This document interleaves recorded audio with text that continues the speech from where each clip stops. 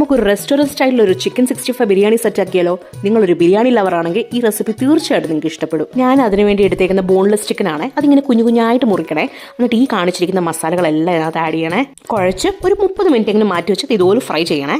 അടുത്തത് നെയ്യും എണ്ണയും കൂടി മിക്സ് ചെയ്തിട്ട് നമുക്ക് ഈ ഉള്ളി ഇങ്ങനെ വറുത്തെടുക്കണം. ഇനി മുകളിൽ കാണിച്ചിരിക്കുന്ന പോലെ ഈ വക സാധനങ്ങളെല്ലാം കൂടി മിക്സ് ചെയ്തിട്ട് നമുക്കൊരു സോസ് റെഡിയാക്കി എടുക്കാമേ. ഇനി നമുക്കിങ്ങനെ റൈസ് സെറ്റ് ആക്കണേ. സ്പൈസസ് എല്ലാം കൂടി ഇട്ട് തിളപ്പിച്ച് ഒരു 3/4 വേവാകുമ്പോഴത്തേക്ക് അതങ്ങ് എടുത്ത് മാറ്റണേ. ഈ ചിക്കൻ വറുത്ത് വെച്ചേക്കുന്ന എണ്ണയില്ലേ, അതിനകത്തോട്ട് ഈ ഉള്ളിയും പച്ചമുളകും ഇഞ്ചി വെളുത്തുള്ളി പേസ്റ്റും ടൊമാറ്റോ പ്യൂരി ആക്കിയതും പിന്നെ ഈ സോസ് ഇല്ലേ അതും കൂടി ഇട്ട് നന്നായിട്ട് ഇളക്കണേ. എന്നിട്ട് ഈ ചിക്കൻ എല്ലാം കൂടി തട്ടിയിട്ട് നന്നായിട്ട് ഇളക്കി കൊടുക്കണേ. പിന്നെ നമ്മൾ സാധാരണ ബിരിയാണി ഉണ്ടാക്കുന്ന പോലെ അരി വെതറുക, മല്ലിയില, പുതിന, ഗരം മസാല, ഫ്രൈഡ് അനിയന്, പിന്നെ ഈ ചിക്കൻ വറുത്തതിൻ്റെ ആ സംഭവങ്ങളും അതൊക്കെ ഇട്ടിട്ട് മൂടി വെച്ച് ഫോയിൽ പേപ്പറൊക്കെ ഇട്ട് 1/2 മണിക്കൂർ ദം വെക്കണേ.